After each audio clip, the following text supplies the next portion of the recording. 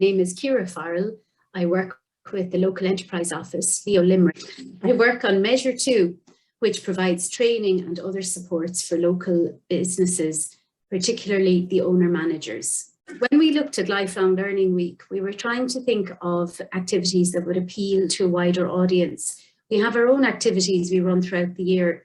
We train over 2,000 people a year with Start Your Own Business courses and other courses to help them run their businesses successfully. That week, we looked at two particular aspects. One was LinkedIn and how it can be used for networking and learning. The second activity was turning your hobby into a business.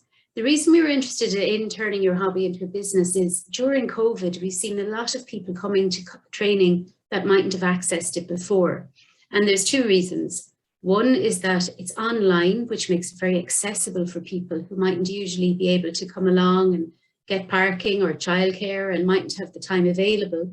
And secondly, there's a lot of people who've been reevaluating what they do during COVID. In the day, we were very lucky. We had 3 different entrepreneurs.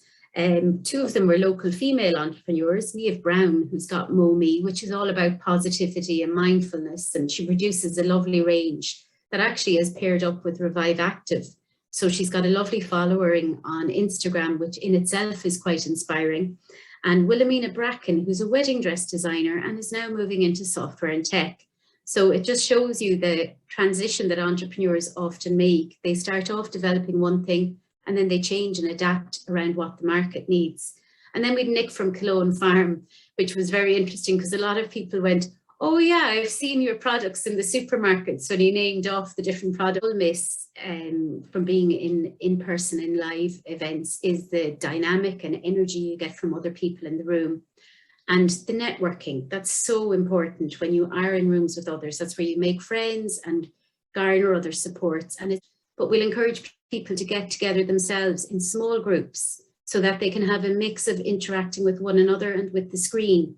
So with lifelong learning, I think the key benefit for everyone are the things that happen that they learn during the session and then around and in the session. Often it's time for people to think and time for people to network.